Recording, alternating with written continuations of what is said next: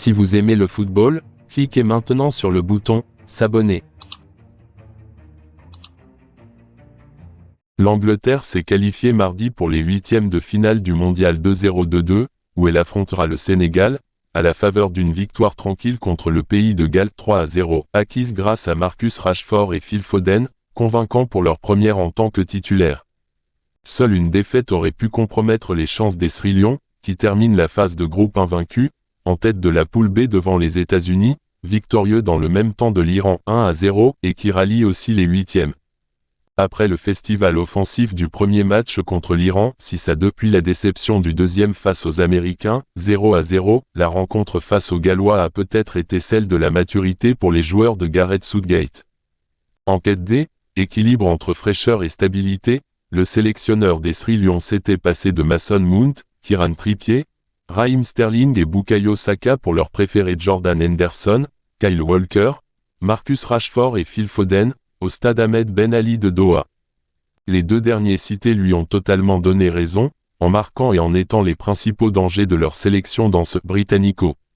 Rashford a ouvert le score d'un coup franc direct à 25 mètres en pleine lucarne, après une faute obtenue par Foden à la suite d'une accélération foudroyante. Puis le milieu de Manchester City l'a imité dans la foulée en reprenant un centre bien senti du capitaine Harry Kane après une récupération haute de Rashford. Mais l'attaquant de Manchester United ne voulait pas en rester là. Lancé en profondeur sur le côté droit gallois, il a repiqué sur son pied gauche avant de décocher une frappe à ras de terre entre les jambes de Joe Rodon et Danny Ward, pas exempt de tout reproche.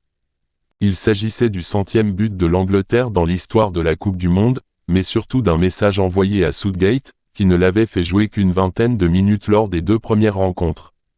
Rashford a même été proche du triplé, mais sa frappe a cette fois été détournée par Ward en corner. Foden, 22 ans, et Rashford, deux rivaux de Manchester mais surtout deux talents précoces annoncés très tôt comme la relève de la sélection, ont sans doute montré que leur heure était venue. Avant la rencontre, Gareth Southgate avait résumé le début de mondial des finalistes du dernier Euro ainsi: « On a bien utilisé le ballon dans notre premier match et marqué plusieurs buts, le deuxième a été plus dur mais on a bien défendu, maintenant on veut rassembler ces deux éléments. » Ces joueurs l'ont entendu dans l'ensemble du match face aux Gallois, inoffensifs et dépassés, mais surtout en deuxième période. Car les Sri Lions, soporifiques et maladroits, n'ont pas rugi en première. À plusieurs reprises, on a vu deux joueurs anglais faire le même appel en profondeur, ou se gêner en étant dans la même zone de frappe. En face, ça a été même pire. Seule une reprise de volée de Joe Allen, du pied gauche, a animé la première période galloise. Symbole de la faillite de son équipe, le capitaine Gareth Bale est sorti à la mi-temps, remplacé par Brennan Johnson.